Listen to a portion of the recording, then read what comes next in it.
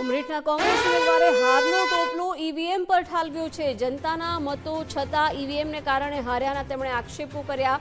EVM મશીનની battery ટકાવારી મુદ્દે ઉમેદવારે સવાલ ઉઠાવ્યા। વપરાશ બાદ પણ બેટરી 99% હોવા સામે એમણે વાંધો ઉઠાવ્યો। ઈવીએમ મુદ્દે હવે હાઈકમાન્ડમાં લેખિતમાં ફરિયાદ કરવામાં આવશે તેમ પણ કહ્યું।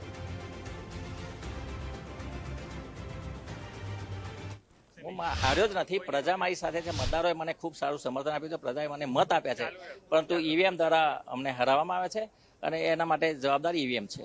દરેક ટેબલ ઉપર ગણતરી થતી હતી। ગણતરી દરમિયાન મેં ચૂંટણી અધિકારીનું પણ ધ્યાન દોર્યું અને દરેક ઈવીએમમાં જો કોઈ 99% બેટરી બતાવે, કેટલીક ઈવીએમ પર 100% બેટરી બતાવે, તો આપ જ બતાવો કે જ્યારે બેટરીનો યુઝ થયો હોય, મતદાન થયું, આખો દિવસ બેટરી વપરાઈ હોય તો કમસે કમ 10, 15, 20% બેટરી વપરાઈ જોઈએ। એની જગ્યાએ આજે બેટરી જે છે આટલું 99%, 100% બતાવે તો સીધી શંકા જાય છે। પ્રજાએ ખૂબ સારો પ્રેમ આપે છે। આવનાર સમયમાં પ્રજા વચ્ચે અમે જઈશું। પ્રજા અમને પ્રેમ આપવાની છે। પ્રજા માટે અમે હંમેશા પ્રજા સાથે રહેલા છે અને અમે ફરીથી ઉત્સાહથી અને પ્રજા સાથે રહીને પ્રજાનો વિશ્વાસ સંપાદન